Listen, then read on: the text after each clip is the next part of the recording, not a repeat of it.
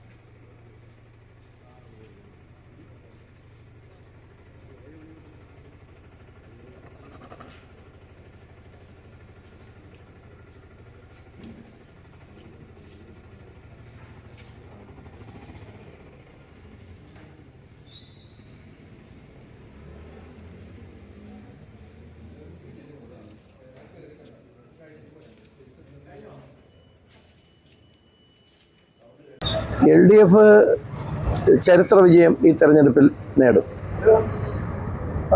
LDF ഗവൺമെൻറ്റിൻ്റെ വികസനക്ഷേമ പ്രവർത്തനങ്ങൾ ജനങ്ങൾ നല്ലവണ്ണം ഏറ്റെടുത്തിട്ടുണ്ട് എന്നുള്ള കാര്യത്തിൽ ഞങ്ങൾക്ക് സംശയമില്ല.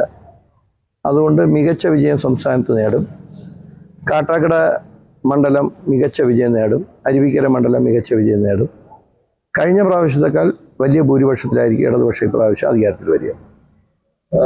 എല്ലാ തവണയും ആദ്യം വോട്ട് ചെയ്യുന്നൊരു പതിവുണ്ട്. ഇത്തവണയും അതുകൊണ്ട് തന്നെയാണോ ആദ്യം എത്തിയിരിക്കുന്നത്? അല്ല, ഞാൻ കഴിഞ്ഞ പ്രാവശ്യമാണ്, ഇപ്രാവശ്യം അങ്ങനെ ഉള്ളൂ.